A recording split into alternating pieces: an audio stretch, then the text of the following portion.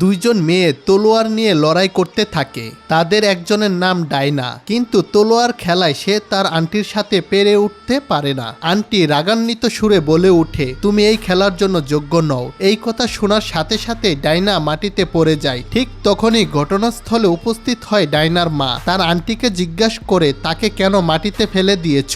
Dyna দ্রুত বলে উঠে, আমি ওনার সাথে তলোয়ারের খেলা শিখছিলাম। ডাইনা যখন বড় হয়, ডাইনার সাথে তার আন্টির তুমুল লড়াই হয়। আন্টি যখন ডাইনাকে আঘাত করতে আসে, ডাইনা হঠাৎ করে তার দুই হাত দিয়ে প্রতিরোধ করে। ঠিক সেই মুহূর্তে ডাইনার হাত থেকে সুপার পাওয়ার বেরিয়ে আসে। আগুনের মতো জ্বলজ্বল করা সেই শক্তির ধাক্কায় আন্টি ছিটকে পড়ে যায়। ডাইনা বিড়ম্বয়ের চোখে নিজের হাতের দিকে তাকিয়ে থাকে। আশেপাশের মানুষজন অবাক হয়ে তার দিকে তাকিয়ে থাকে। সবার দৃষ্টি থেকে নিজেকে সরিয়ে নিতে ডাইনা একা সমুদ্রের ধারে গিয়ে দাঁড়ায়।